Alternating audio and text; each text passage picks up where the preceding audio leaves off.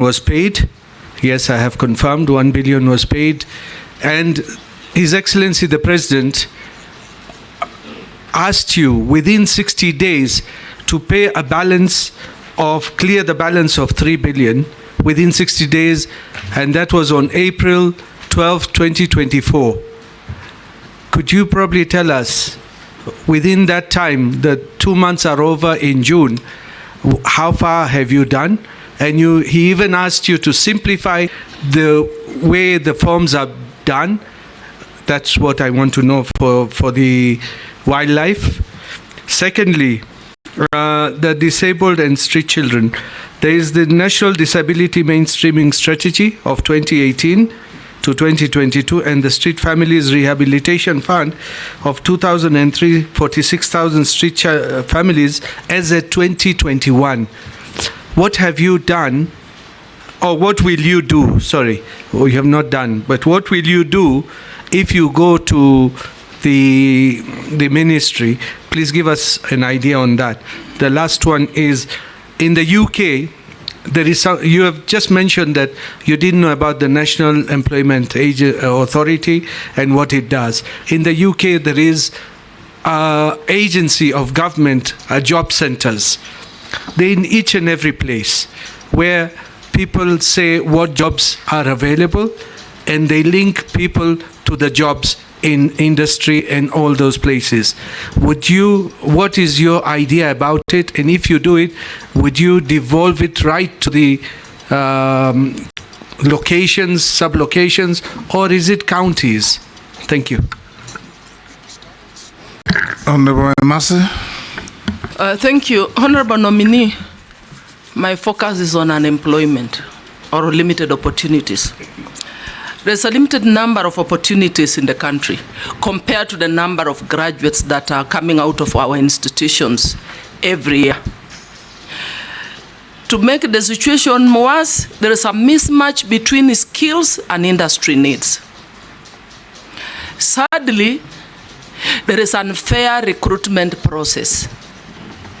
And the question I'm asking myself, some of those graduates, they're actually educating themselves, doing manual jobs, casual jobs. Some of those students, their parents have got to spend time on and off police cells because of brewing changat to take them to school. Others, like in my village, you do pottery. That is how I went to school. And I'm imagining if I did not get a job, what would have happened? So as a nominee, if you are approved, I want to hear about a structured approach to absorbing these graduates into the job market. Because if one graduate, we have graduates who graduated 10 years ago or more. And the reason why we saw them in the streets is because of unemployment. Some of them said, I'm even dead. I'm already dead. Because how do you employ somebody who graduated last year? And then there is another person who graduated 15 years ago, is now 46 years old, 40 years old, with a first-class honors, and is in the village. And his sibling is telling him, why are you even talking about education? I graduated 15 years ago, and I'm jobless. I mean, my brother graduated 15 years ago and is jobless. And you are here telling us about education. So we really need, my friend, this, I think, requires a multi-sectoral approach. Sit with their counterpart in public service. Sit with their counterpart in education. Probably borrow a leaf from TSC, where they say, first come, first serve.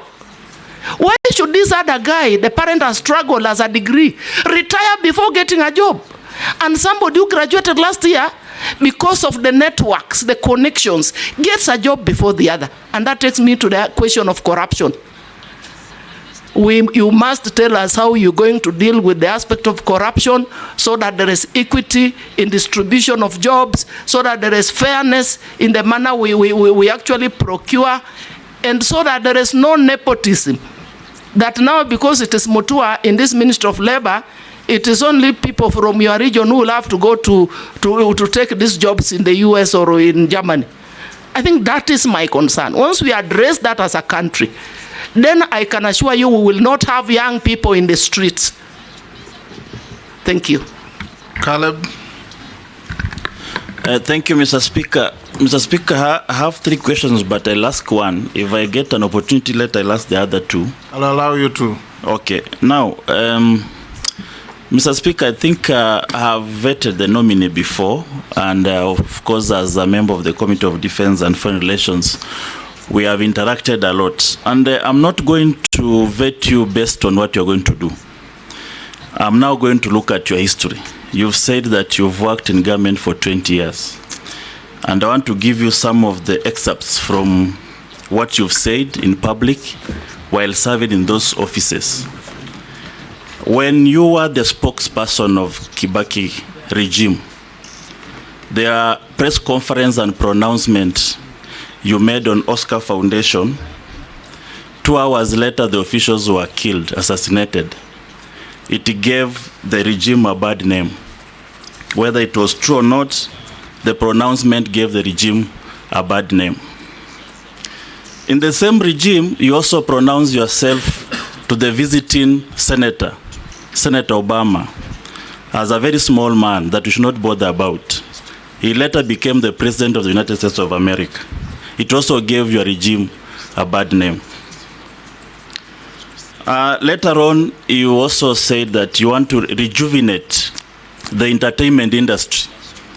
And you started a Cobra Squad as one of the things that you knew this one is going to revitalize the arts and the music industry. It performed poorly and later disappeared from the screen. In the same regime, we also, during the Kazi kwa Vijana initiative, you said that all the old trees in town must be cut and instead replaced with flowers to beautify Nairobi. Something that did not go on well with the environmentalists and the champions of tree planting. When you become the governor of Machakos, you started a program called Chap Chap, Maendeleo Chap Chap, bought ambulances and all that. Most of those programs flopped, and nothing much came out of it. You actually turned it into a party called Maendeleo Chap Chap instead of the Maendeleo itself. Later on,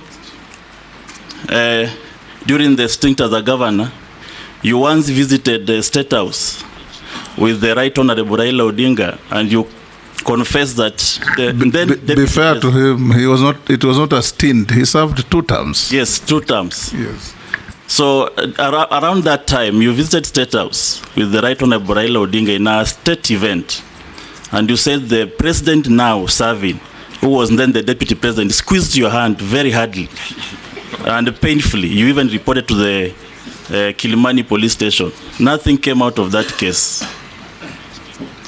Recently, as a Minister for Foreign Affairs, on an X, what is now called X, it was called then Twitter, when Turkey had a devastating earthquake where thousands of lives were lost, you promised on the behalf of the Kenyan government that food and the medicine will be donated to that country.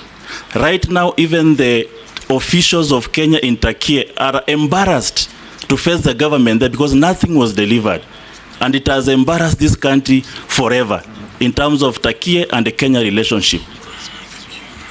And lastly, where you just came from as a Minister for Tourism, you said that all tourists arriving here must plant trees, and they'll even have a fee on it to buy the local seedlings.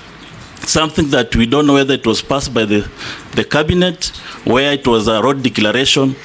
This one puts a lot of skeleton in your closet. What do you say about it?